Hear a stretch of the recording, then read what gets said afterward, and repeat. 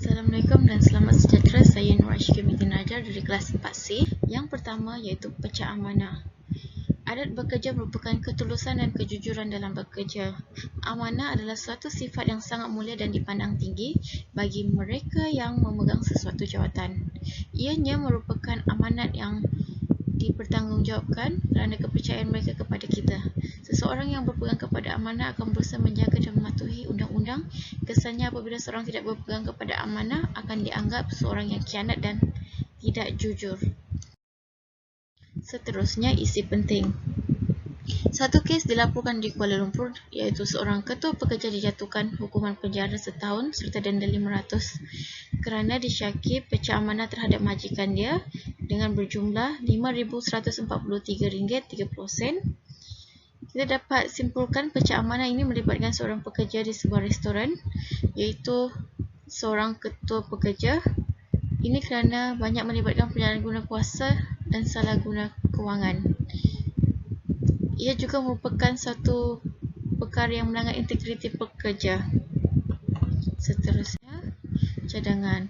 Penambahbaikan untuk mengelakkan berlakunya pecah amanah ialah organisasi perlu mengamalkan sistem yang adil dan telus, iaitu memastikan dan mendidik setiap pekerja seorang yang jujur dan amanah dalam melakukan tugas. Yang kedua, mengetatkan undang-undang.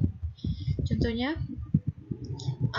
undang-undang dalam syarikat iaitu setiap hal kewangan atau tu dibagi perlu membuat laporan dan bagi kepada orang atasan untuk memeriksa. Seterusnya, pihak lain juga berperanan dalam membanteras rasuah iaitu seperti kerajaan dengan pihak organisasi ataupun diri kita sendiri juga perlu didik bahawa rasuah tu bahaya.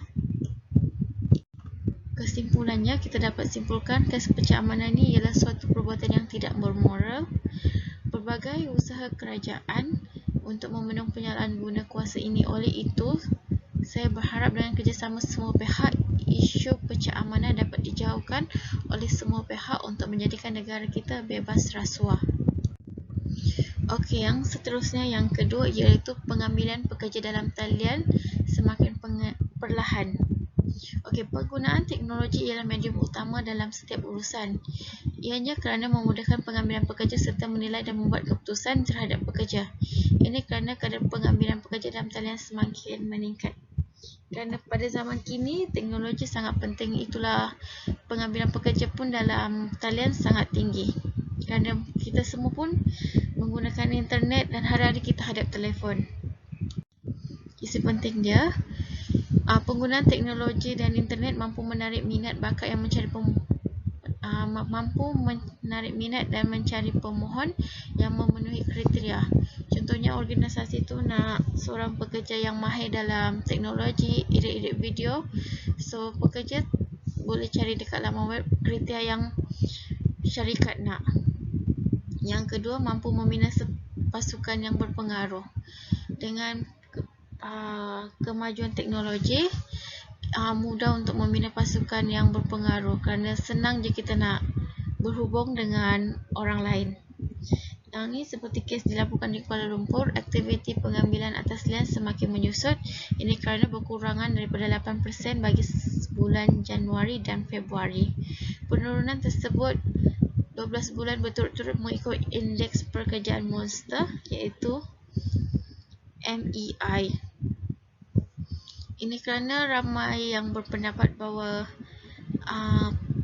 pengambilan atas talian tu macam rumit. Itu menyebabkan pengambilannya makin berkurang. Seterusnya, penambahbaikan untuk meningkatkan pengambilan pekerja dalam atas talian iaitu membuat periklanan dengan mewar-warkan di laman web iaitu sosial seperti Facebook ataupun dalam laman web seperti Jobstreet. Ini memudahkan pekerja untuk mencari pekerjaan. Contohnya seperti keadaan sekarang iaitu COVID-19 iaitu PKP, ramai pekerja yang kehilangan pekerja. So, hal ini memudahkan pekerja. So, yang pemohon yang mencari pekerjaan, so mereka tak perlu keluar rumah ataupun cari kerja. Dong just guna internet untuk mencari kerja ataupun iklan-iklan laman web seperti Facebook, Twitter. Seterusnya, kesimpulan, setiap syarikat perlu meningkatkan sistem maklumat sumber manusia untuk melaksanakan proses pengambilan dan pemilihan pekerja atas talian. Pemohon hanya perlu melayari laman web sahaja untuk peluang pekerjaan. Organisasi juga mengiklankan aplikasi ELX iaitu urusan kerja juga akan menjadi mudah dan pemohon boleh menyemak status pendaftaran secara online je. Seterusnya iaitu nombor 3 iaitu lanjutan cuti bersalin selama 90 hari. Okey.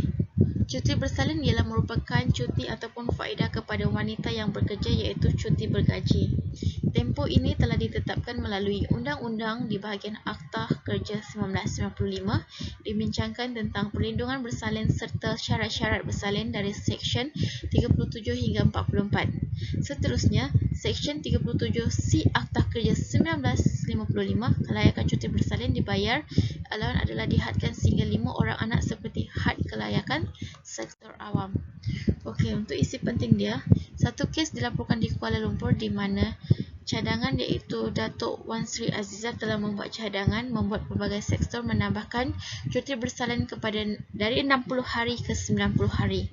Ini kerana pelbagai pihak juga berpendapat bahawa membincangkan cuti bersalin iaitu 90 hari untuk menjamin kesihatan wanita yang bakal bersalin. Ini untuk memberi kesenangan dan hak kepada seorang wanita yang berkejaya.